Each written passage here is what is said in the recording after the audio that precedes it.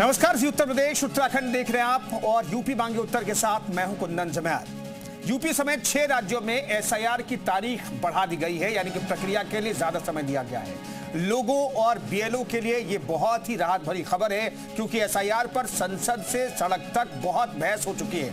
हालांकि चुनाव आयोग और सत्ता पक्ष एसआईआर को पूरी तरह फुल प्रूफ बता रहे हैं, लेकिन एसआईआर की पूरी प्रक्रिया को विपक्ष संदिग्ध बता रहा है। विपक्ष से इलेक्शन कमीशन की निष्पक्षता पर सवाल भी उठाए जाने की खबरें सामने आती रही हैं। एसआईआर को लेकर के वोट कटवा आखिर क्यों विपक्ष बता रहा है एसआईआर को, यह अपने आप में बड़ा सवाल है। एनआरसी भी से कहा जा रहा है, मतलब एसआईआर पर संग्राम जारी है। टीएमसी, कांग्रेस, सपा जैसी पार्टियों ने तो इसके खिलाफ मोर्चा खोल रखा है।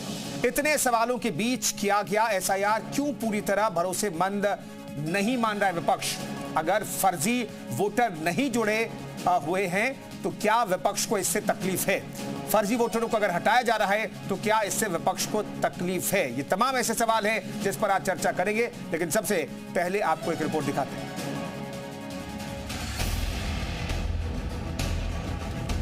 There is no bigger anti-national act that you can do than vote should.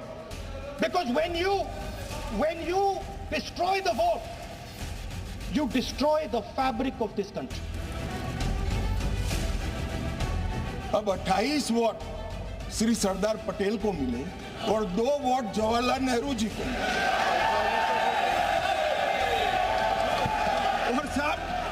और साहब प्रधानमंत्री जवाहरलाल जी बने।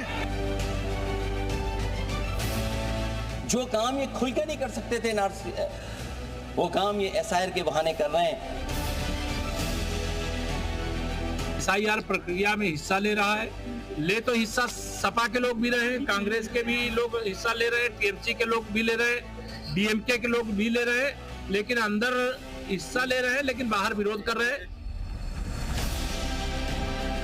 वोटिंग राइट है, ये हमारी शक्ति है, इसको छीनने का प्रयास इस तरह एसआईआर के जरिए किया जा रहा है। इस पर जो सवाल थे उसका जवाब तो सरकार नहीं दे पाई। मैपिंग नहीं होगी तो जो फार्म भरेगा उसको तीसरे नंबर में डाल देंगे। तीसरे नंबर में डालने का मतलब ये होगा कि उनको नोटिस देंगे, तुम्हारा नाम हम काटेंगे, रखें, सबूत दो कि तुम यहाँ के होगे नहीं। इसी में घपला होगा। उत्तर प्रदेश में 2017 में विपक्ष को हराया था, उससे बड़ी हार उनको मिलने जा रही है। डबल इंजन सरकार मोदी योगी जी बहुत ऐतिहासिक, और वो गुस्सा, वो छटपटाहट, वो फ्रस्ट्रेशन आपको सदन में दिखाई दे रही है।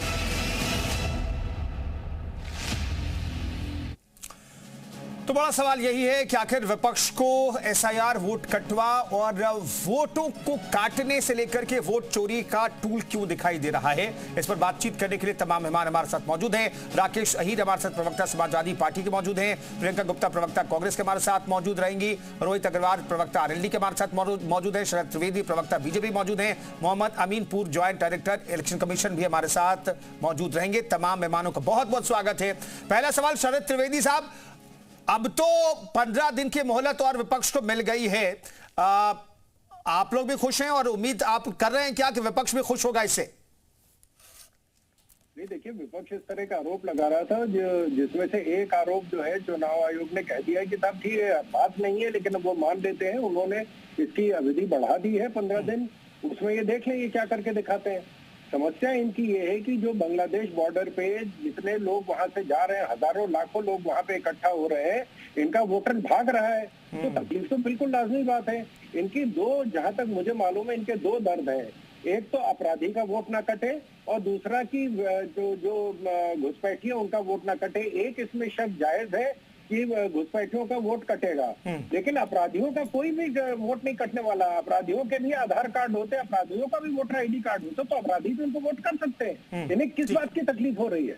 और मैं आपको जो सुप्रीम कोर्ट का ऑर्डर है जिसमें इनके खुद के वकील गए थे, मैं आपको ऑर्डर पढ़ के सुना देता हूँ।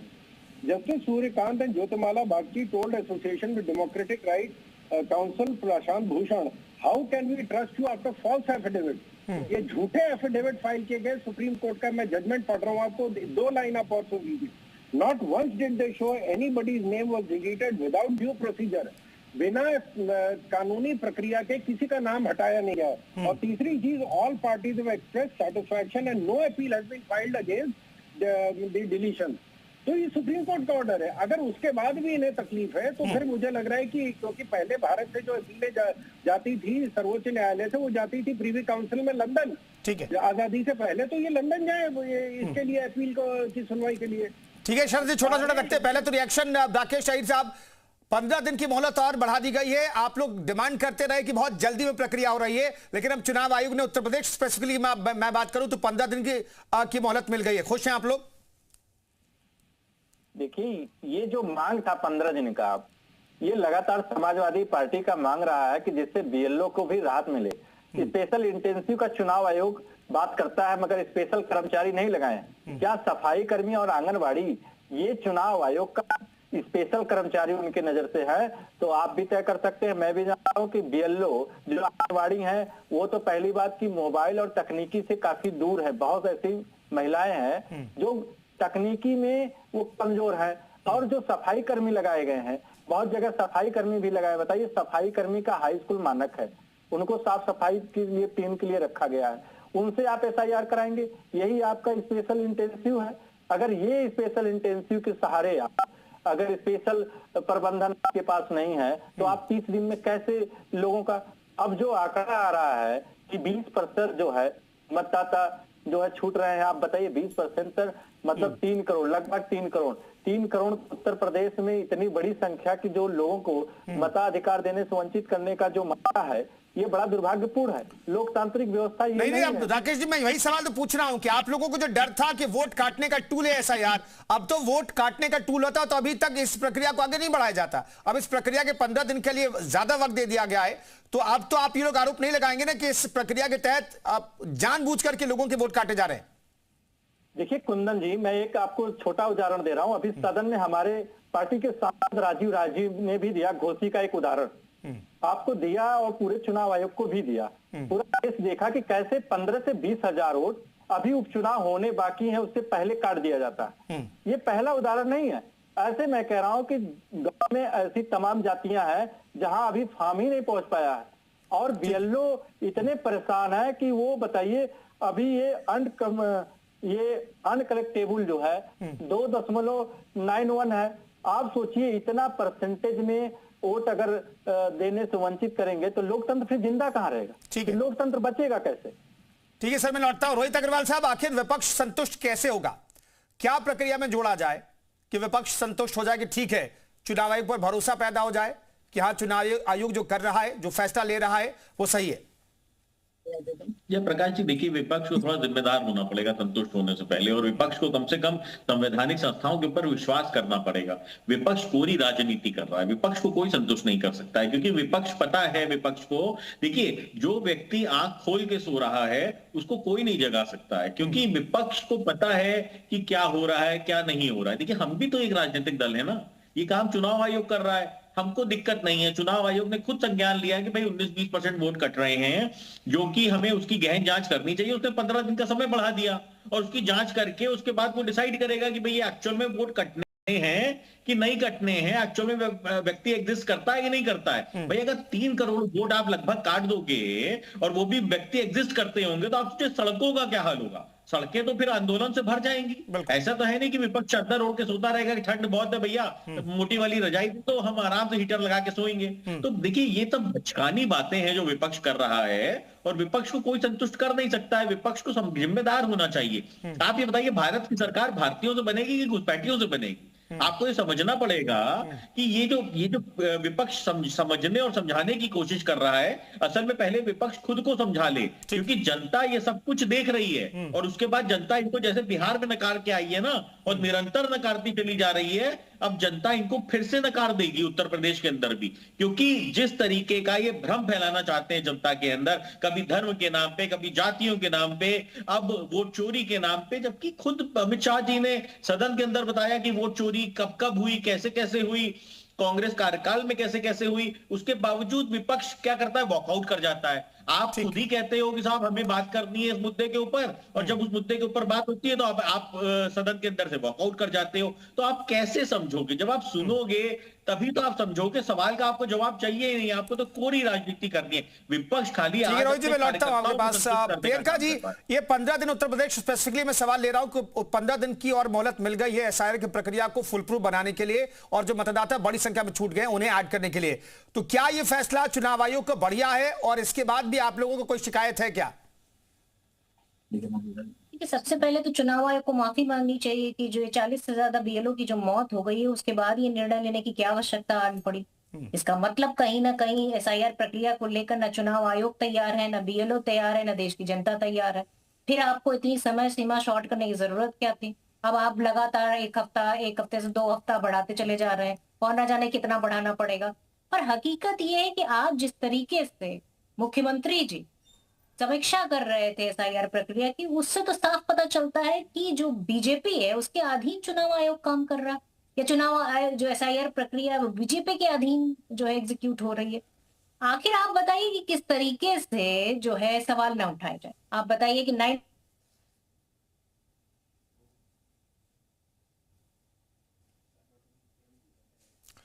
पे आप ये कह रहे हैं कि वो शिफ्टेड हैं, उनका जो है रिस्पांस नहीं मिला, एब्सेंट है और डेड है। सबसे बड़ी बात यह है कि आपने उनको फिर डिजिटाइज क्यों कर दिया? जब तक आपने उनको वेरीफाई नहीं किया, आप वेरिफिकेशन करते उसके बाद उसको जो है डिजिटाइज करते। मतलब आपने अपनी नंबरिंग भी दिखा दी कि आपने 99% कर लिया, बल्कि आपने वेरिफिकेशन किया ही नहीं। अब आती है यहाँ पर किस तरीके से एब्सेंट आप घोषित कर रहे हैं, किस तरीके से आप शिफ्टेड घोषित कर रहे हैं। आप बताइए, रामपुर का जो केस है उसमें एक महिला अपने बच्चों का फॉर्म भर के सिग्नेचर कर देती है क्योंकि उनके बच्चे विदेश में जॉब कर रहे हैं, तो उनके ऊपर एफआईआर दर्ज कर दी जाती है। ये हालत है, जबकि फॉर्म में साफ साफ लिखा है कि कोई भी गार्जियन जो है किसी का भी फॉर्म पे सिग्नेचर कर सकता है। जब अथॉरिटी है उसके बावजूद भी एफआईआर हो जाती है। अब राजनीतिक दल उससे मिल ना सके, इसलिए वहां पे धारा 144 जो अभी 163 होती है वो लगा दी गई है कि 4 लोग खड़े होकर फॉर्म को न भर सकते हैं, ना बीएलओ से मिल सकते हैं, ना एक जगह एकत्रित हो सकते हैं। आखिर किस बात का डर पड़ रहा है इस सरकार को? इतनी बहुमत की सरकार, उसके बावजूद भी ये हाल है कि इतनी डरी हुई है कि धारा 144 लगानी पड़ जा रही है। हाँ। वास्तविकता ये है कि जो लोग शिफ्ट हो गए, जो लोग बाहर पढ़ रहे हैं, जो लोग बाहर नौकरी कर रहे हैं, एक राज्य से दूसरे राज्य में या हमारे देश से दूसरे देशों में जा रहे, क्या आप उनको घुसपैठिया साबित कर देंगे? ये हालत हो गई है। नहीं, उनके पास तो प्रूफ होगा ना। कहीं का भी देश का कोई भी नागरिक है उसे बाहर कैसे कर सकता है? कोई नहीं कर सकता है, कोई भी सरकार नहीं कर सकती है ना। उस महिला के ऊपर क्यों एफआईआर कर दी अगर आपने नहीं किया था? ठीक है, वहां पे गड़बड़ी हो गई, लेकिन ठीक है, मैं लौटता हूं मैम आपके पास। मोहम्मद अमीन साहब, पूर्व ज्वाइंट डायरेक्टर है इलेक्शन कमीशन के। मोहम्मद अमीन साहब, एसआईआर की प्रक्रिया में कहीं पर लूप होल है क्या? और जो विपक्ष सवाल उठा रहा है उससे आप कितना वाजिब मानते हैं? और अभी तक का जो चुनाव आयोग का रुख रहा है एसआईआर की प्रक्रिया को आगे बढ़ाने के लिए, और डेट जो लगातार बढ़ाया जा रहा है, इसे लेकर के आपका रिएक्शन सर? तो ये है कि सब कुछ भाई देखिए, सवाल इस बात का है कि इन्होंने कहा है इस बात को कि इलेक्शन कमीशन जो है माफी मांगे। मैं इनकी बात का आदर करता हूं, इलेक्शन कमीशन को माफी मांगनी चाहिए, जबकि जितने भी बीएलओस की डेथ हुई है उसके लिए हम भी उसके लिए ईश्वर से प्रार्थना करते हैं कि आत्मा को शांति मिले और परिवार को शांति भी मिले। और जहां तक सवाल है इलेक्शन कमीशन का, उन्होंने भी दुख जताया इस बात का। लेकिन किसी की मौत जिंदगी किसी के हाथ में नहीं है, चाहे वो कमीशन का खुद का मेंबर हो, चाहे वो कोई बीएलओ हो। सवाल इस बात का देखिए कि इलेक्शन कमीशन ने एक प्रक्रिया शुरू की, और ये कोई आज से नहीं है। 1951, 1952 जब से देश के अंदर चुनाव शुरू हुए तब से हुए। और क्या मैं जानना चाहता हूँ, जितने भी आपके दर्शक हैं और ये जितने बैठे प्रवक्ता हैं, मुझे इस बात का जवाब चाहिए इन लोगों से, और बात जवाब दें कि जो एसआईआर प्रक्रिया है, इस एसआईआर प्रक्रिया में क्या गलत है? क्या डेथ जिनकी हो चुकी है उनको लिस्ट से हटाना नहीं चाहिए? क्या जो परमानेंटली माइग्रेट करके छोड़ के चले गए उनको नहीं हटाना चाहिए? वो लिस्ट में लगे रहना चाहिए।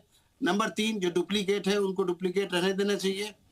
इन चीजों को देखिए, कोई भी चीज है उसमें सुधार हमेशा किया जाता रहा है, और ये प्रक्रिया है संवैधानिक 322 से लेकर 29 तक।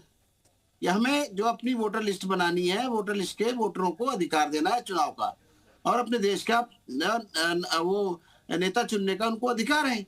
वो प्रधानमंत्री और अपने मुख्यमंत्री को चुनेंगे, एमएलए को चुनेंगे। ये प्रक्रिया के अंदर अगर कोई चीज है तो वो काम इलेक्शन कमीशन का है। इन किसी ना तो रूलिंग पार्टी का है और ना ही ये जो बैठे हैं इनका है।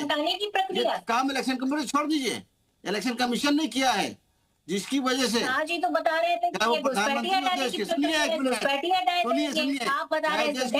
पहले सुनिए, चुप रहिए जरा, सुनिए पहले। देश के प्रधानमंत्री मोदी जी चुने गए, अमित शाह जी चुने गए, राहुल गांधी चुने गए और तेजस्वी यादव चुने गए, ठीक है, और चाहे अखिलेश यादव चुने गए।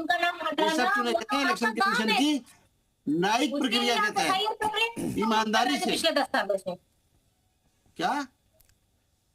अरे भाई आपको जो लोग मर गए हैं उनका नाम हटाना। प्रियंका जी, आप जो सवाल पूछ रही हैं, आप क्या करेंगे और हम क्या करेंगे? तो ईश्वर की आत्मा को शांति हो। इंतजार क्यों कर रहे थे पिछले 11 सालों से कि आप जब एसआईआर मरे हुए वोटर को हटाएंगे और नए वोटर को जोड़ेंगे? यही प्रक्रिया है। डुप्लीकेट वोटर अगर हटाना आपका काम था तो अभी तक क्यों बिहार में डुप्लीकेट वोटर दिख रहा है 5 लाख? आप किस पार्टी भारतीय जनता पार्टी का वोटर 2-2 प्रियंका जी कांग्रेस से, अमीन साहब प्रियंका जी कांग्रेस से।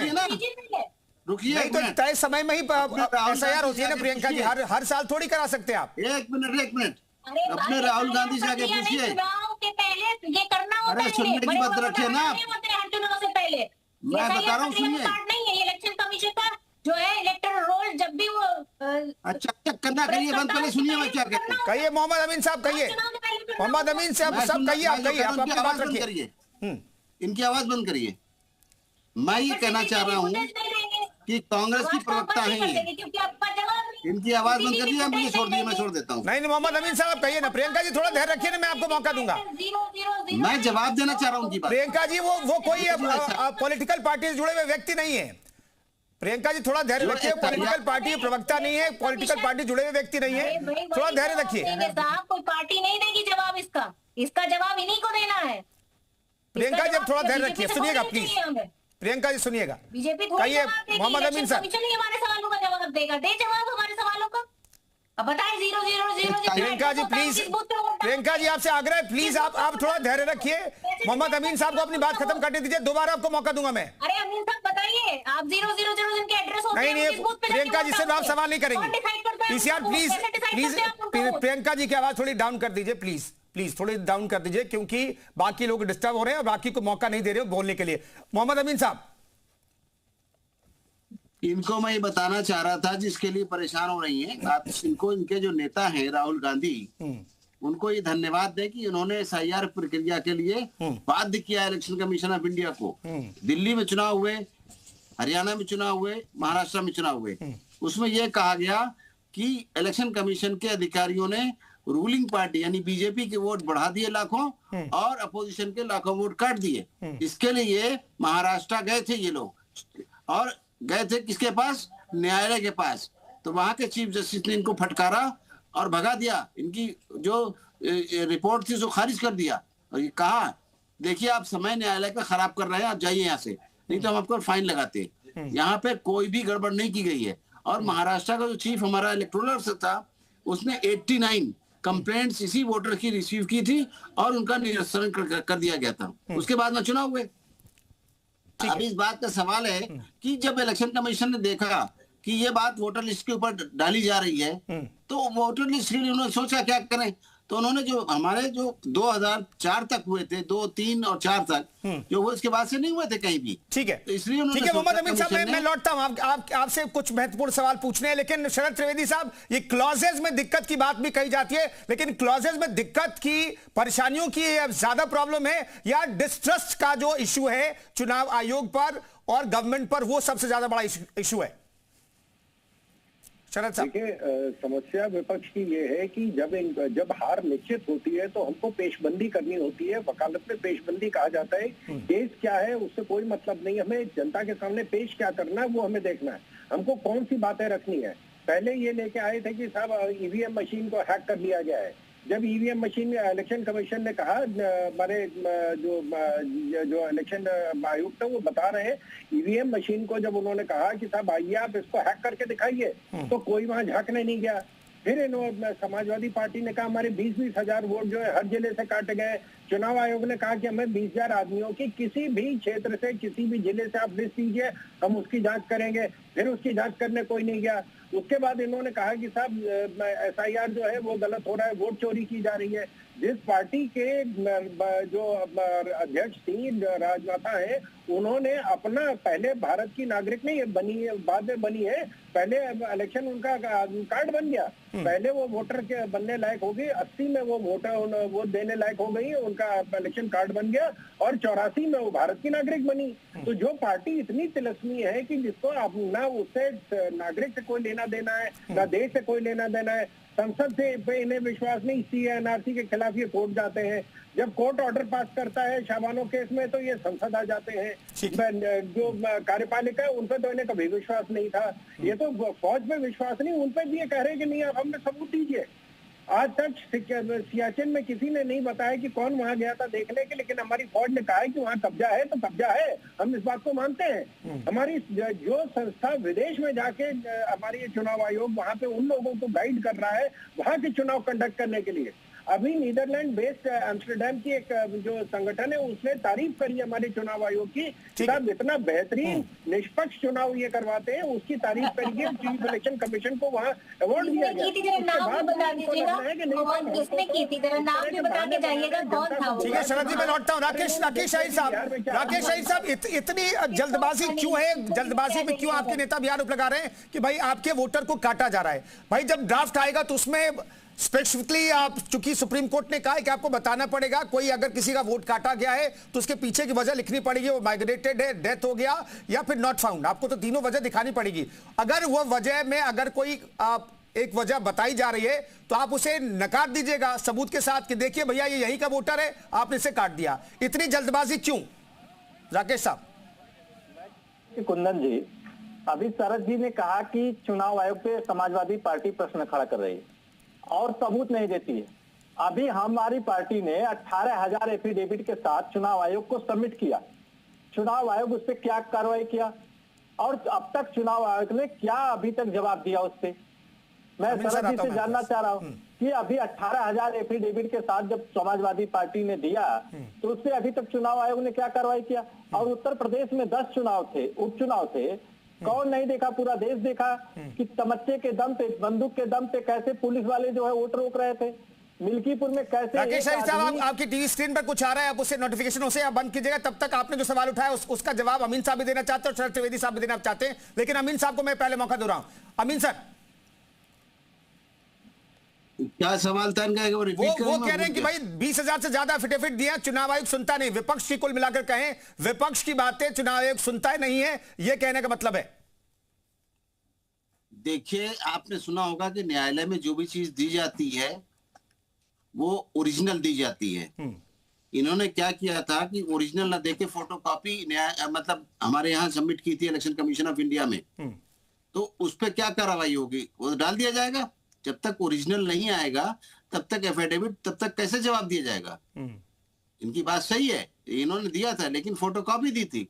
और इलेक्शन कमीशन में हमारे जो चीफ इलेक्टोरल अफसर थे यूपी के, उन्होंने कहा भी कि ओरिजिनल दीजिए, वो हम फॉरवर्ड करेंगे। उन्होंने आज तक उसको फॉरवर्ड नहीं किया और मुद्दा बना रखा है पब्लिक में, अपनी वाही लेने के लिए पब्लिक से। ठीक है, तो ये इस पर रिएक्शन ले लेता हूं। राकेश जी, आपको ओरिजिनल देना था एफिडेविट, आपने डुप्लीकेट दे दी, ऐसा किया क्या आप लोगों ने? देखिए, ये तो क्या है कि चुनाव आयोग सिर्फ वही मदारी और खेल वाला हाल है कि अब डुप्लीकेट और प्रक्रिया पालन करेंगे नहीं राकेश साहब, और कहेंगे मदारी और बंदर वाली बात आप कह देंगे राकेश साहब, ये तो सही बात नहीं है। प्रक्रिया को तो फॉलो कीजिए पहले।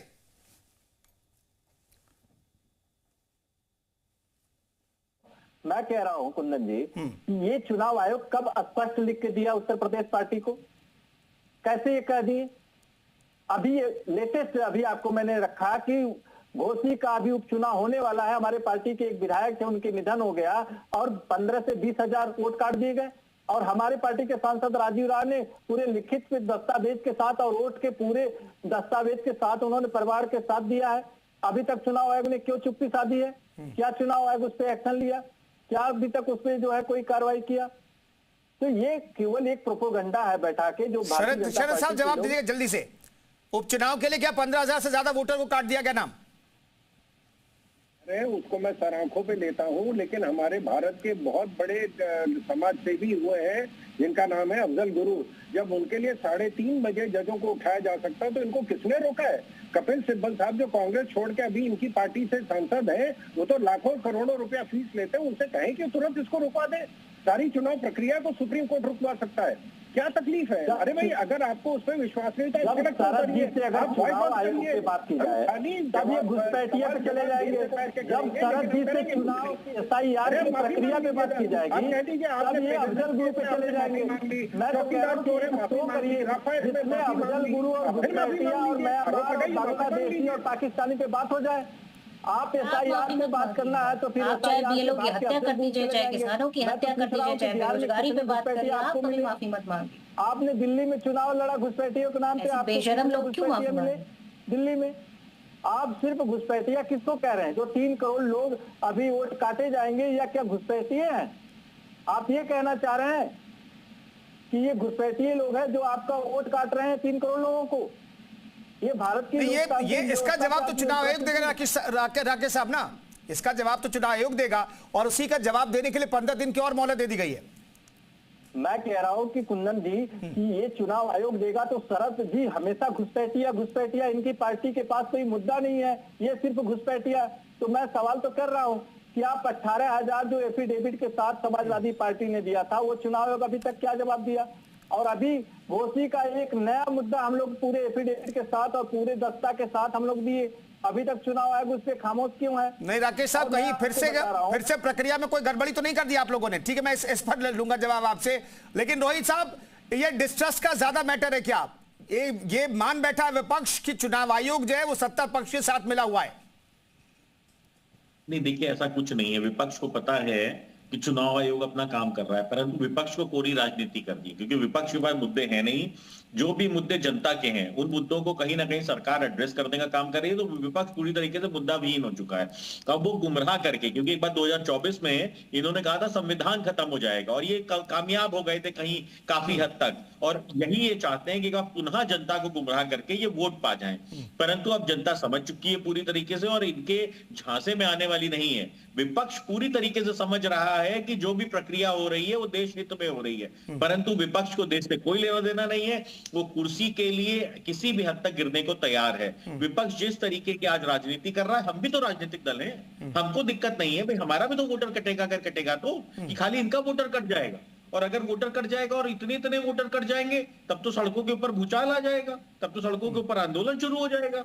भाई आप सो रहे हैं, आपके BLA सो रहे हैं क्या? आप अपने BLA से कहिए जिसका नाम कट रहा है लेके आइए सड़क के ऊपर, परंतु नहीं, आप सड़क के ऊपर किसी को नहीं लेके आएंगे। देखिए अभी स्थितियां बिल्कुल साफ होती चली जा रही हैं। ठीक है, इस पर रिएक्शन प्रियंका जी साहब लूंगा, लेकिन राकेश जी कुछ कहना चाह रहे हैं जल्दी से। मैं कह रहा हूं सर की ADR की रिपोर्ट है, बिहार में या 5 लाख डुप्लीकेट वोट अभी SIR के बावजूद नहीं काटे गए, ये ADR की रिपोर्ट है। अब इससे चुनाव आयोग क्या कहेगा? और ये अभी अग्रवाल जी बोल रहे हैं, ये क्या कहेंगे? जो डुप्लीकेट की बात कर रहे हैं, मृतक की बात कर रहे हैं, जो 5 लाख डुप्लीकेट वोट अभी भी छूट गया, ये ADR की रिपोर्ट है। अब इसका जवाब कौन देगा? चुनाव आयोग देगा कि सत्ता पक्ष की ये जो नहीं, तो अभी तो 15 दिन है ना, ये कौन देगा? अभी तो 15 दिन है। ये मैं एग्जांपल में बिहार का दे रहा हूँ, बिहार का ADR रिपोर्ट है। आप बताइए इसका जवाब कौन देगा कि 5 लाख अभी भी डुप्लीकेट वोट है बिहार में, SIR के बावजूद भी 5 लाख वोट बचे हैं, तो इसका जवाब अब किसके पास है? कौन जाए, किससे देगा? ठीक है प्रियंका जी, चूंकि बिहार का जिक्र हो गया तो बिहार पर भी खूब बवाल हुआ। आप लोग कह रहे हैं कि भाई इसमें लोगों की नागरिकता छीन ली जाएगी, लोगों को देश से बाहर कर दिया जाएगा। बिहार में तो किसी को बाहर नहीं किया गया। प्रियंका जी, वही तो सवाल है कि जब इन्होंने कहा कि घुसपैठिए पकड़ेंगे, घुसपैठिए निकालेंगे, तो हम तो पूछ रहे हैं अपने दिल से कितने घुसपैठिए हैं, कितने हिंदू हैं, कितने घुसपैठिए मुसलमान हैं, ये बता दीजिए। आप नहीं बता पाए। अब यहाँ कह रहे हैं डिटेंशन सेंटर बनाएंगे, पर यहाँ वहां पे नहीं बना पाए। वहां क्यों नहीं बनाया आपने? जब आपने SIR प्रक्रिया कर ली तो आपको डिटेंशन सेंटर बनाना चाहिए था, वहां घुसपैठिए रखने चाहिए थे। आप इनसे पूछिए ना कितने घुसपैठिए, नहीं बताएंगे। ये क्यों नहीं बताएंगे? क्योंकि थे ही नहीं, मुद्दा ही नहीं था। अब वो जहां जहां इलेक्शन है, अब वो पश्चिम बंगाल पहुंच गए घुसपैठिए, फिर उत्तर प्रदेश में जब इलेक्शन होगा तो यहाँ आ जाएंगे, असम में जब इलेक्शन होगा तो असम पहुंच जाएंगे। आप उनसे पूछे आगे अरे तो घुसपैठिए हैं घुसपैठियों का तो काम ही है ना, जहाँ इलेक्शन हो वहीं पे उनकी भूमिका आती है। आपकी सरकार ने, एनडीए की सरकार ने कितने घुसपैठिए निकाले पिछले 10 साल? ठीक है मोहम्मद अमीन सर, एक चीज बताइए कि ड्राफ्ट तैयार होने के बाद क्या किसी का वोट जुड़ सकता है? मोहम्मद अमीन साहब ये बताइए, अगर कोई ड्राफ्ट तैयार हो गया जिसमें गलत तरीके से माइग्रेटेड लिख दिया गया, गलत तरीके से डेथ लिख दिया गया, क्या वो व्यक्ति फिर से सामने आकर के अपना वोट जुड़वा सकता है? देखिए, पहले प्रक्रिया क्या थी कि साल में एक बार जनवरी में हुआ करता था वोटर रजिस्ट्रेशन। अब आपको मैं बता दूं कि ये अमेंडमेंट के बाद साल में 4 बार होता है, हर तीसरे महीने रजिस्ट्रेशन होता है। और एक और चीज बता दूं, जब हमारा इलेक्शन शुरू हो जाता है, नोटिफिकेशन हो जाता है, तो नॉमिनेशन जब का नोटिफिकेशन दोबारा होता है, उससे 10 दिन कैंडिडेट का, उससे 10 दिन पहले तक वोटर बन सकता है। वोटर प्रक्रिया में कभी रुकावट नहीं थी, ना है, ना रहेगी। लेकिन सवाल इस बात का है, जो जस्टिफिकेशन चाहिए वो पेपर्स देने होंगे इलेक्शन कमीशन की। क्या आप वहां के रहने वाले हैं, आपका एक अच्छा सा फोटो होना चाहिए, और 2003 में या 2 में रहे तो उसका प्रिंट आउट, अदरवाइज तो कोई दिक्कत नहीं नए वोटर के लिए। और फॉर्म साइन करना चाहिए। दादा तो लगता है इनसे मैडम से तो बात नहीं करना चाहता, जो मैं कह रहा हूँ सुनिए बस, ठीक है। और जहां तक सवाल इस बात का किसी धोखे से नाम कट गया गलत से, तो वो हमारी ड्राफ्ट लिस्ट होती है। ड्राफ्ट लिस्ट में करेक्शन के लिए 1 महीना होता है, उसके बाद फाइनल लिस्ट होती है। फाइनल लिस्ट के बाद भी रजिस्ट्रेशन हो सकता है, ऐसा नहीं है जो हवा मचाया जा रहा है। बिल्कुल। तो कुल मिलाकर के मोहम्मद अमीन साहब कह रहे हैं कि वोटर लिस्ट से अगर किसी का नाम कट भी गया है तो साल में अब तो 4 बार आप वोटर लिस्ट में नाम जुड़वा सकते हैं, लेकिन वैलिड डॉक्यूमेंट आपको देना पड़ेगा। तो विपक्षी दल जो हवा बना रहे, जैसा कि मोहम्मद अमीन साहब कह रहे हैं, वो स्थिति है नहीं। बहुत बहुत धन्यवाद तमाम मेहमानों का इस चर्चा में शरीक होने के लिए। तो एसआईआर पर चर्चा कर रहे थे, तमाम पक्षों की राय हमने आपके सामने रखने की कोशिश की। कुल मिलाकर के विपक्ष जो है वो चुनाव आयोग पर सवाल खड़े कर रहा है, लेकिन चुनाव आयोग वक्त पर वक्त दे जा रहा है कि अगर कोई छूट गया है तो नाम जुड़वा लीजिए, डॉक्यूमेंट सबमिट कर दीजिए। इस खास पेशकश में फिलहाल इतना ही। रुकेंगे।